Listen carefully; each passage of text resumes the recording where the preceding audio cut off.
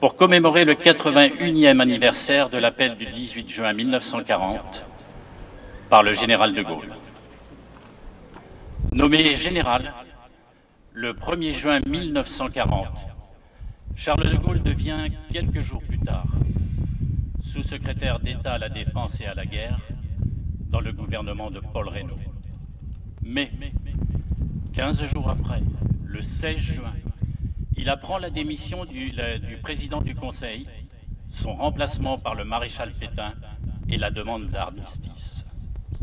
Le 17, Charles de Gaulle part aussitôt pour Londres afin de poursuivre la guerre.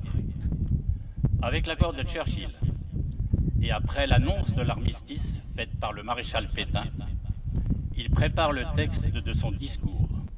Le 18 juin 1940, alors que la France a été envahie par les troupes allemandes et que le maréchal Pétain s'apprête à signer l'armistice, un général français appelle à poursuivre le combat.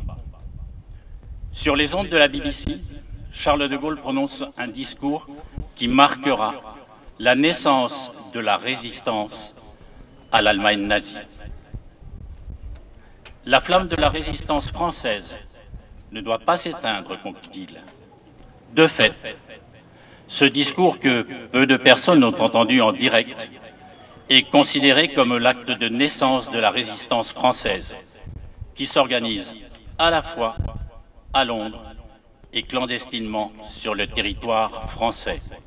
Nous prenons le temps d'écouter la complainte du partisan, écrite à Londres en 1943 par Emmanuel d'Astier de la Vigerie.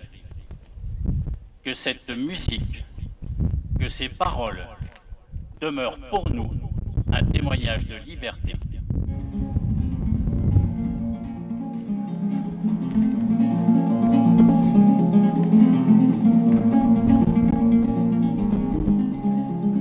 L'ennemi était chez moi, on m'a dit résigne-toi, mais je n'ai pas pu.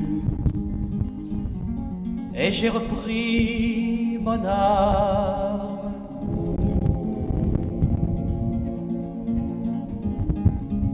Personne ne m'a demandé d'où je viens et où je vais, vous qui le savez. Effacez mon passage.